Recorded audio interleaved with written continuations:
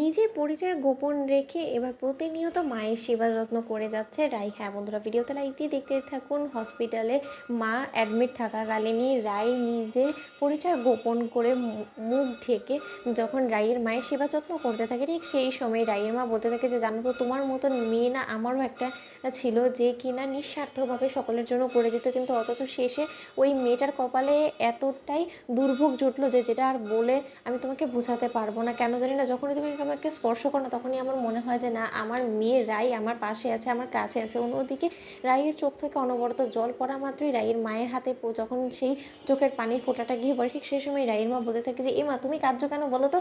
অন্যদিকে রাই বলতে থাকে যে না, আসলে আপনার কথা শুনে আমার নিজের মায়ের কথা মনে পড়ে গেল। আমার মা অনেক আমাকে ভালোবাসতো, আমাকে নিঃস্বার্থভাবে আমার জন্য করতো, কিন্তু হয়তো বা এখন আমার মায়ের কাছ থেকে আমার এতটাই দূরত্ব বেড়ে গিয়েছে যে আমি আমার মায়ের কাছে থেকেও আমি আমার মাকে এখন জড়িয়ে ধরতে পারি না। অন্যদিকে রাইয়ের মা বলতে থাকে যে তুমি এরকম কেন ভাবছো বলো তো, আমিও তো তোমার মায়ের মতনই, তুমি চাইলে যখন ইচ্ছে হবে তুমি আমাকে জড়িয়ে ধরতে পারো, কিন্তু তুমি আমি একটা কথা বলো তো, তুমি এরকম করে মুখ ঢেকে কেন কাজ করো বলো তো, তোমার এতে বিরক্ত বোধ মনে হয় না? তখন রাই বলতে থাকে যে না না, এটাই আমার কাজ। অন্যদিকে রাইয়ের বৌমনির কাছে স্রোত বলতে থাকে যে আচ্ছা বৌমনি, এই মহিলাটাকে যখনই আমি দেখি তখনই কেন জানি আমার সন্দেহ হয়। তুমি একটা জিনিস লক্ষ্য করে দেখেছো, তিনি নিজেকে এই হসপিটালেরই একজন কাজের লোক বলে আমাদের কাছে পরিচয় দিয়েছে, কিন্তু তার সত্ত্বেও সে কিন্তু অন্য কোনো কেবিনে যায় না, সে সব সময় মায়ের কাছে এরকম করেই পড়ে থাকে। তাহলে এটা তোমার কাছে একটু সন্দেহভাজন বলে মনে হয় না বলো তো?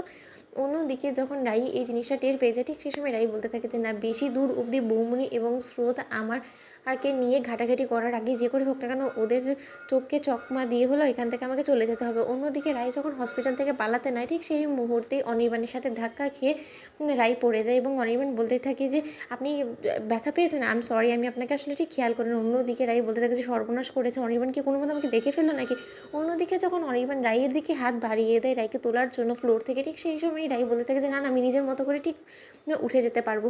অন্যদিকে রাইয়ের পরনের সেই অনির্বাণের দেওয়া ফিঙ্গার রিংটা যখন পড়ে যায়, ঠিক সেই সময় অনির্বাণ সেই ফিঙ্গার রিংটা ফ্লোর থেকে তোলা মাত্রই অনির্বাণ চিনতে পেরে যায় যে রাইয়ের হাতে সেই পরানোর রিংটাই হলো গিয়ে অনির্বাণের দেওয়া রিং। তখন অনির্বাণের সন্দেহটা আরও বেশি তীব্র হতে শুরু করে। তো অনির্বাণ বলতে থাকে যে কী ব্যাপার, এই মহিলার কাছে হঠাৎ করে আমার দেওয়া ফিঙ্গার রিংটা কী করে এলো? কারণ আমি বেশ ভালো করেই চিনতে পারছি যে এই রিংটা আমিই দিয়েছিলাম রাইকে, আর বলেছিলাম যে ও যাতে কোনো দিনও ওর ফিঙ্গার রিংটা না খোলে। তাহলে এই ফিঙ্গার রিংটাই যদি সেই রিং হয়ে থাকে, তাহলে তো নিঃসন্দেহে যে মানুষটা কিনা এক্ষুনি আমার সাথে ধাক্কা খেয়েছে সেটা হলো গিয়ে রাই। কিন্তু রাই এরকম করে আমার থেকে পালিয়ে বেড়াচ্ছে কেন?